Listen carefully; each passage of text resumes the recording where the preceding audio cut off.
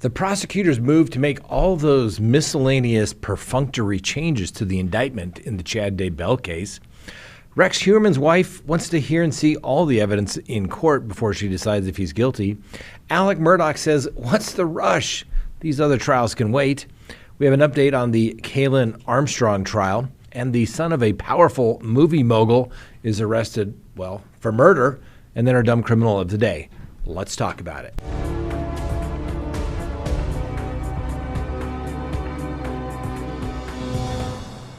Good day, everyone. My name is Scott Reich, and this is CrimeTalk. Thanks for joining us. You know the drill. Subscribe if you haven't, like if you do, leave me a comment below, and remember to hit that little bell for notifications of when we go live or put up new content. And remember, as always, you can listen to us anytime on any of your podcasting apps. All right, let's go ahead and open the docket for November 14th of 2023.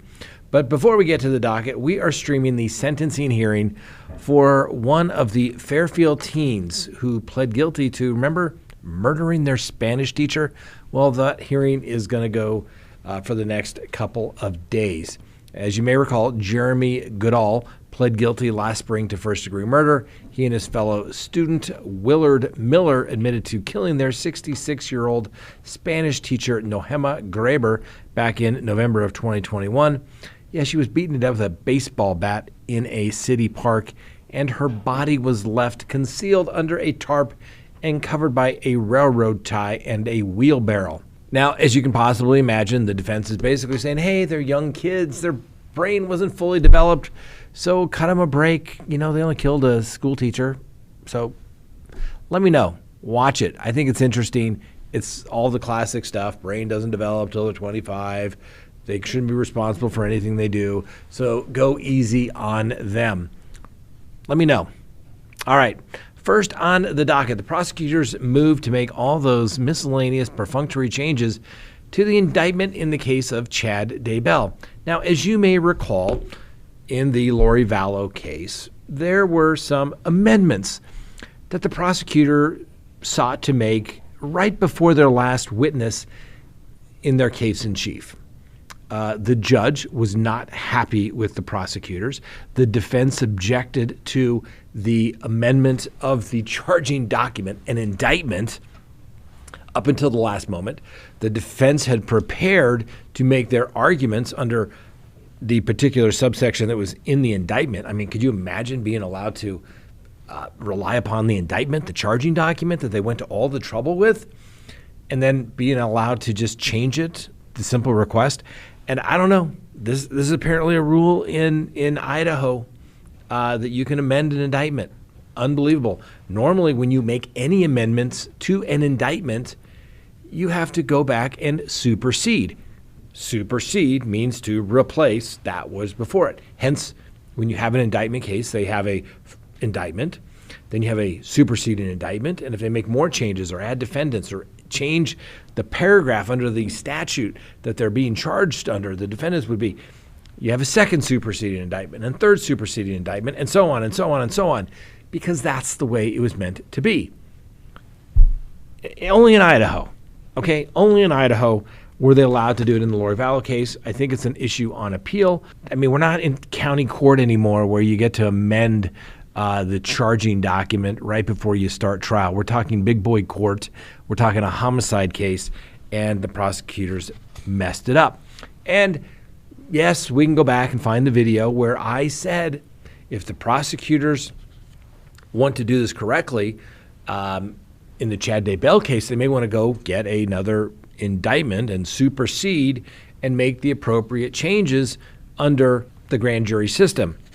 But the prosecutors said, hey, we're just going to file a motion to amend the indictment, and they want to modify the language in counts 1, 3, and 5 from the defendants, Chad Guy Daybell, Lori Noreen Vallow, and Alex Cox, to the defendants, Chad Guy Daybell, Lori Vallow, and or Alex Cox.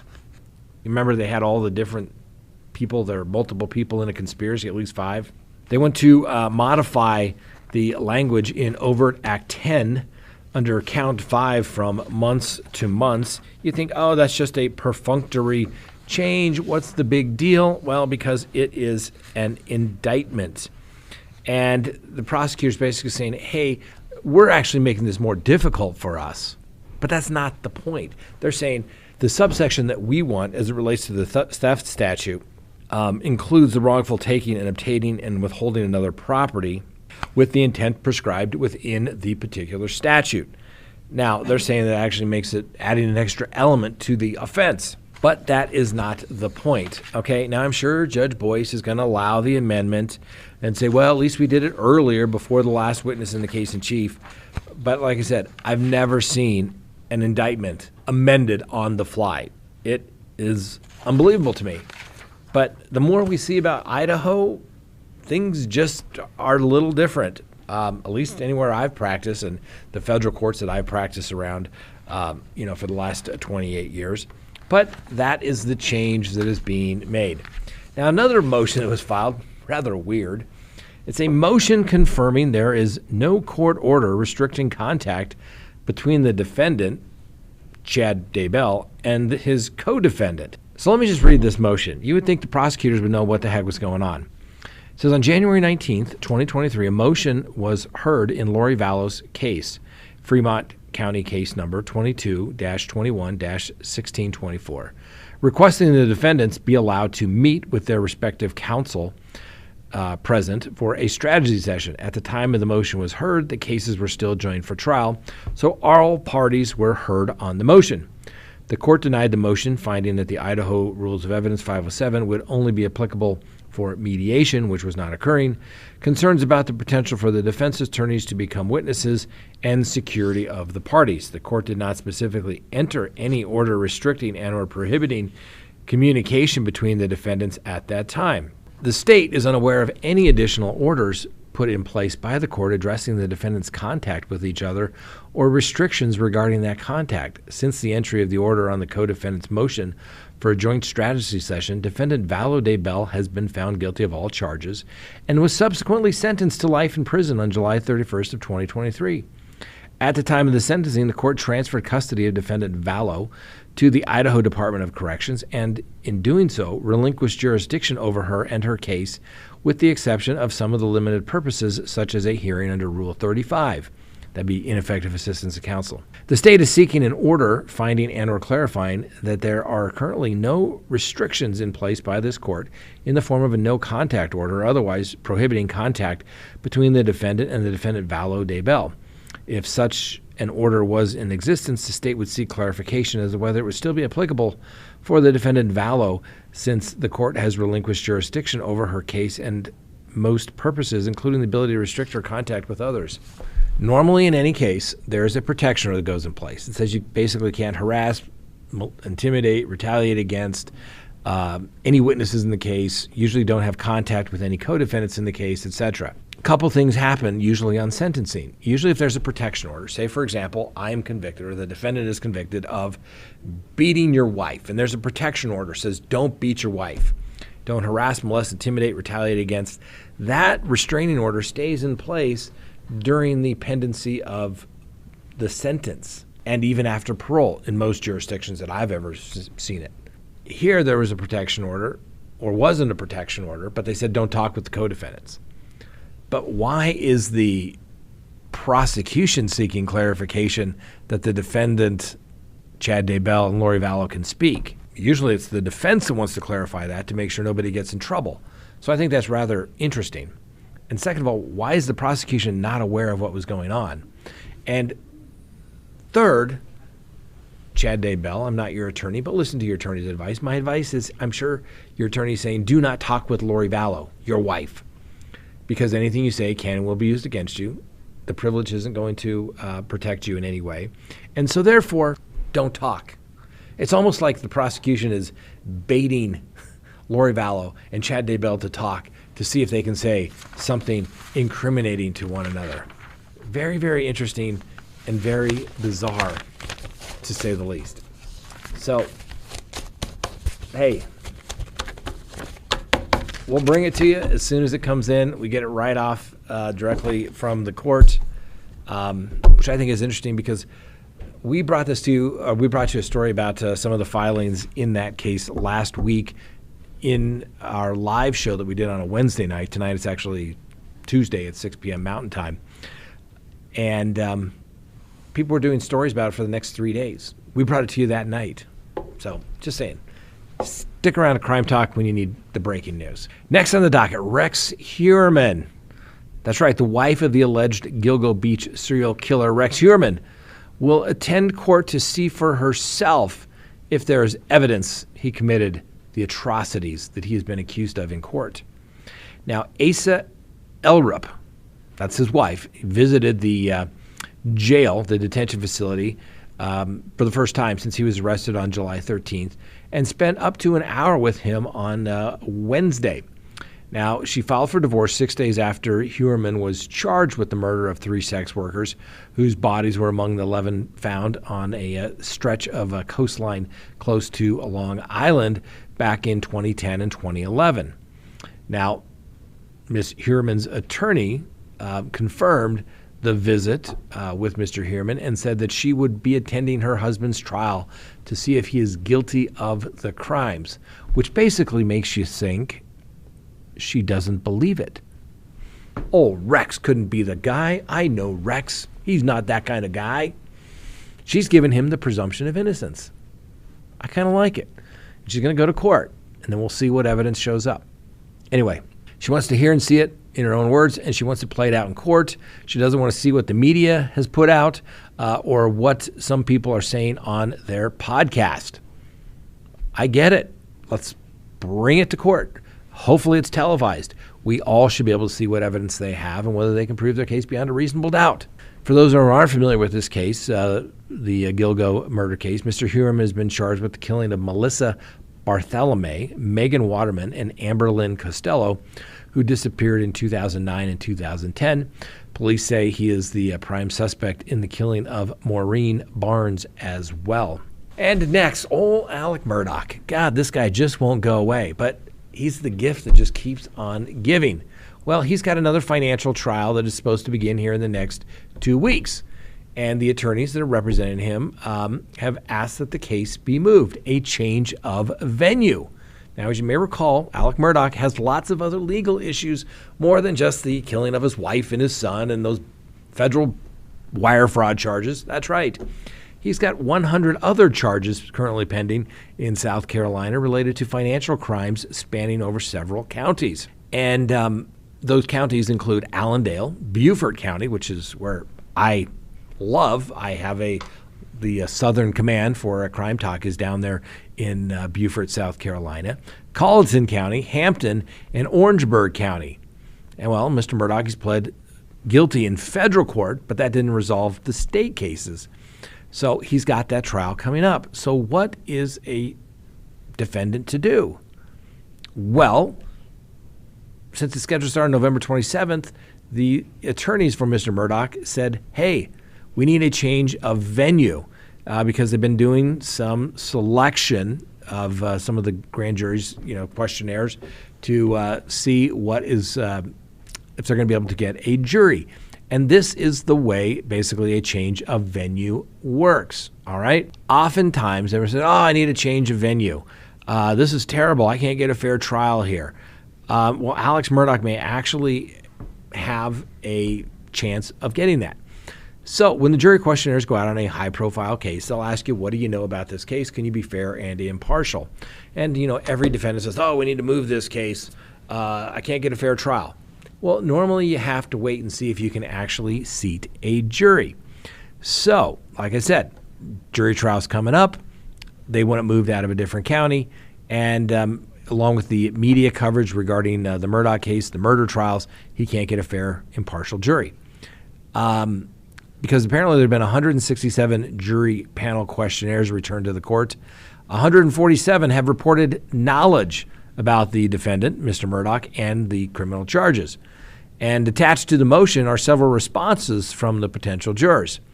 And here's some of them. Do you think this is a good place for Alec Murdaugh to get a fair trial? If you want unbiased, I'm not your juror. My mind is made up on this case. Next one. I believe he is guilty of killing his wife and son, if that counts. No. Normally I'd say yes, but this case, given the defendant, I already believe he is guilty. Another one. I have read, viewed, heard numerous accounts of old Alec Murdaugh upon moving to Beaufort County. While I am not a gossip junkie, I believe he has committed despicable acts of his family, employees, and associates. He is malicious and unforgivable. He should rot in prison. Needless to say, the defense is basically saying, hey, of those 147, this is not a good jury pool. Not looking good for old Alec Murdaugh, to say the least. And what does the defense say? Hey, we're in no rush. Let's put this off for a while. We know he's going to be in prison for the rest of his life. Why rush it? Let me know if you think he's going to get a fair trial with some of those responses. Next, the Kaitlin Armstrong trial. Yes, testimony wrapped up Monday with a firearms forensic examiner by the name of Stephen Aston. And he discussed the bullets found at the East Austin apartment where police believe Kaitlin Armstrong killed Anna Mariah Wilson back on May of 2022, May 11th. Now, he continued his testimony Tuesday addressing how his team ensures their ballistic examinations are completely unbiased. And he has previously identified the projectiles found on the scene, 2 bullets in different conditions, and 1 set of bullet fragments, all coming from the gun that the police allege Miss Armstrong used. Now, the trial began about 2 weeks ago. So far, we've heard from the following witnesses. We have Wilson's brother, Wilson's friend Caitlin Cash, who called 911 when she found Wilson wounded on the floor in her apartment, crime scene analysts, Austin Police Department homicide detectives, people who live near the home where Wilson died, Armstrong's former boyfriend, Colin Strickland, who was friends with Wilson and Armstrong's friend, a U.S. Deputy Marshal who found Armstrong in Costa Rica about 1 month after Wilson's death and after she fled and got some plastic surgery, the owner of a gun range that Armstrong allegedly went to months prior to the murder. And, although the defense's primary argument is that, surveillance video and other data may put Miss Armstrong and her Jeep at the crime scene when Miss Wilson allegedly passed, those videos don't capture Miss Armstrong. Therefore, it's obvious she's not guilty. Well, needless to say, the jury will hopefully get this case soon. And as you may recall, police issued an arrest warrant for Miss Armstrong on May 17th, about 1 week after Miss Wilson was killed. And yes, there is surveillance video capturing Miss Armstrong at the airport on May 14th, 2022, when she was, leaving the state, going to New York to meet her sister, then ultimately making a run to Costa Rica, where she was arrested and brought back to Texas. The coroner did come and testify as well, and she testified in some pretty gruesome detail about the gunshot wound, saying how Miss Wilson was shot twice in the head and once in the heart. This matches the testimony from the injuries from the police. And the coroner also noted a gunshot wound on Wilson's index finger and a graze wound on her leg. She said the finger wound could be a defensive wound, indicative that Wilson may have been trying to protect herself. And the coroner said that the official cause of death was, murder and by gunshot. And then we get to hear from the officers that were with Miss Strickland when she allegedly tried to escape. The officers gave an account of how Miss Armstrong was at the orthopedic doctor's appointment on October 11th of this year, and that Miss Armstrong briefly escaped, leading officers on a chase for about 10 minutes, spanning roughly half a mile. Now, the judge ruled that the prosecutors could use this little 404B incident as part of their case against Miss Armstrong, stemming from the escape itself. Those are unrelated to the murder trial. That is known as the 404B evidence of other wrongs and misconduct. Normally, flight, though, shows consciousness of guilt, but normally they show flight when it's immediately after the murder. Oh, your wife is dead, your children are dead, and you leave. Really? Everyone is coming this way to seek help for your family, but yet you're going the opposite direction. Consciousness of guilt.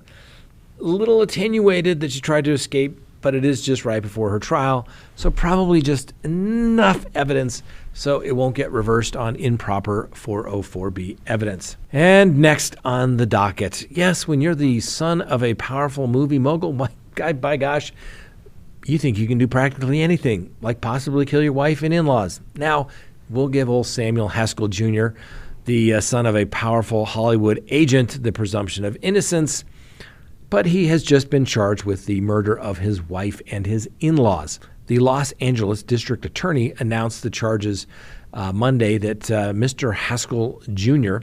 Has been charged with 3 counts of murder in the death of the 37-year-old wife, May, M-E-I, or Me, depending on how it's pronounced, and her parents, 72-year-old Gashon Lee and 64-year-old Zhaizheng Wang. Now, if convicted, Mr. Haskell Jr. could face up to life in prison without the possibility of parole. And we haven't talked about this case. We were kind of waiting for a little more to come in, but a dismembered human torso was found in a garbage bin last week by a homeless man in Encino, California. And then video was obtained that shows Mr. Haskell Jr. and some day laborers arrived at his home and carry out garbage bags into the truck. One of the workers say they were told the bags were full of rocks, but the crew grew a little suspicious. They checked one of the bags, which the worker said contained a body part. Well, needless to say, the day workers returned the bags to Haskell and called 911. Realizing he needed to handle the body disposal on his own, apparently, well, guess what? That too was on video, allegedly. On Tuesday afternoon, he was seen dumping what appears to be a heavy bag into a dumpster. Coincidentally, the same dumpster where the torso of a person was found the following day. Coincidence? What do we say? There are no coincidences in criminal defense, criminal law. What are the odds? Same dumpster that he was seen going at, that the guy found it. What? Coincidence. We'll give him the presumption of innocence. Wouldn't you like to know why? Wouldn't you like to know how? Questions. We have questions. We want answers. As a pet owner, you want to give your furry friend the very best. That's why Baked in Colorado's CBD-infused dog treats are the perfect choice. These delicious treats not only taste great, but they also provide a wide range of health benefits for your pet. CBD has been shown to have many positive effects on dogs, including reducing anxiety, alleviating pain and inflammation, and improving overall wellness. Baked in Colorado's treats are infused with premium, full-spectrum CBD oil, meaning your pet will benefit from the whole plant extract. Not only that, but Baked in Colorado's treats are made with all-natural human-grade ingredients, so you can feel good about what you're giving your pet. They're also free from wheat, corn, and soy, making them a great option for dogs with food sensitivities. Baked in Colorado CBD-infused dog treats are the perfect way to support your pet's health and well-being. With various flavors including peanut butter, pumpkin, and bacon, your dog will love them too. So why wait? Head to www.bakedincolorado.com today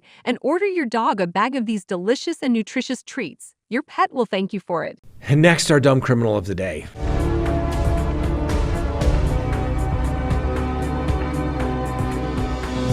Now, oftentimes we note that there are lots of similarities in our dumb criminal of the day. Oftentimes it involves alcohol, drugs. Well, today it's also going to be impulse control. So our dumb criminal of the day, there's actually 2 of them. After being caught having some fully nude sex on a causeway, in this particular case, and apparently was in front of some children and some other witnesses. And when the woman was arrested, she always said it was a dream of hers to engage in such a public tryst, while her companion showed zero remorse when they were arrested. So after receiving multiple 911 calls about 9 p.m. on Friday of last week, sheriff deputies responded to this causeway in Dunedin, which is a Gulf Coast city, and discovered a couple having sex completely naked in the presence of all of the victims, which included a couple of kids. Now, on the side of the causeway, the police found Sarah Fazekas, F-A-Z-E-K-A-S, and Robert Clark, 55 and 60, respectively, fully nude on top of one another. The witness described the pair's encounter as crack to sack going to town. Now, Fazekas and Clark, both of whom purchased Florida condos in 2021, apparently are neighbors live in the area. So while being taken into custody, Miss Fazekas stated, "This was always a dream of mine," referring to this little sexual encounter on the causeway. One of the deputies noted for his affidavit for arrest warrant. She apparently thought it was beautiful, surrounded by water. The causeway offers spectacular views. Now, along with the exposure of sexual organs count, Fazekas was hit with a felony narcotics charge after police found clozapam pills inside of an Altoids container in her purse. She was free on a $2,100 bond. And Mr. Clark, well, not so fortunate. He apparently had zero remorse that multiple juveniles had witnessed the act, and he also declared that the children should have been at home and not on the causeway. Yeah.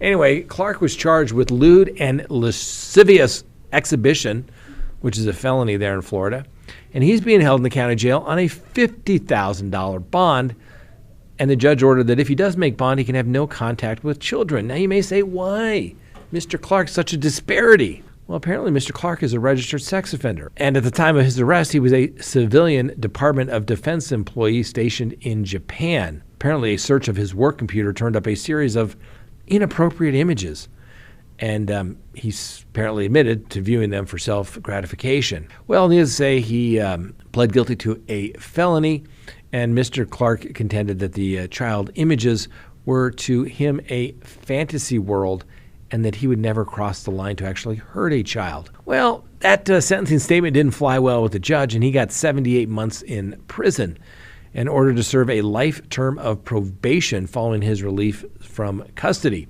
So what does that mean for Mr. Clark? Oh, that's right. Impulse control issues. If you get convicted of this, your federal supervised probation, lifetime supervision, you're going back in front of a federal judge, and you're going back to federal prison, Mr. Clark.